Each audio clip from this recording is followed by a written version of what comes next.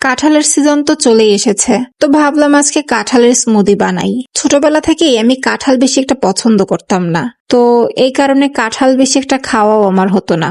কাঁঠালে আসলে অনেক পুষ্টি থাকে, আর এই পুষ্টি খাওয়ানোর জন্য মামুনি যে কত ত্যাক্ত করতো, এজন্য তখন সে আমাকে স্মুদি বানিয়ে খাওয়াতো। আসলে এখন তো বলি স্মুদি, কিন্তু আগে তো বলতাম যে কাঁঠালের শরবত বানাতো।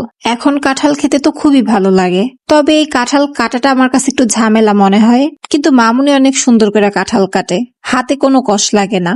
সে করে কি, হাতে আর ছুরিতে প্রথমে সরিষার তেল মাখিয়ে নেয়, তারপরে কাঁঠাল কাটে। সরিষার তেল মাখানোর কারণে হাতে কোনো কষ্ট লাগে না, আবার ছুরিতেও কোনো কষ্ট লাগে না। আর মামুনি কাঁঠালের কোয়াও কিন্তু খুব সুন্দরভাবে বের করতে পারে, ভর্তা ভর্তা হয় না। প্রথমে কয়েকটা কাঁঠালের কোয়া নিয়েছি, আর এই কাঁঠালের কোয়াগুলো কিন্তু দেখতে সুন্দর আছে। কাঁঠালটা নরম আছে, কিন্তু লেসকাইন্নে কাঁঠাল না। এই লেসকাইন্নে কাঁঠাল আমার কাছে ভালো লাগে না। কোয়াগুলো থেকে কাঁঠালের আটি সরিয়ে নেব, তারপর একটা ব্লেন্ডারের বাটিতে নিয়ে নিচ্ছি। এতে স্বাদ মতো চিনি আর জাল দেয়া গরুর দুধ দিয়ে ব্লেন্ড করে নেব।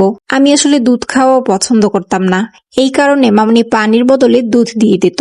আর এই স্মুদিটা কিন্তু অনেক ঘন আর মজা হয়, ঠান্ডা ঠান্ডা খেতে কিন্তু আরো বেশি ভালো লাগে। আমরা কাঁঠালের কোয়া এরকম ভাবে বের করে ফ্রিজে রেখে দেই। এতে সুবিধা হচ্ছে কি, গরমের মধ্যে বাইরে থেকে এসে ঝটপট ব্লেন্ড করা যায়।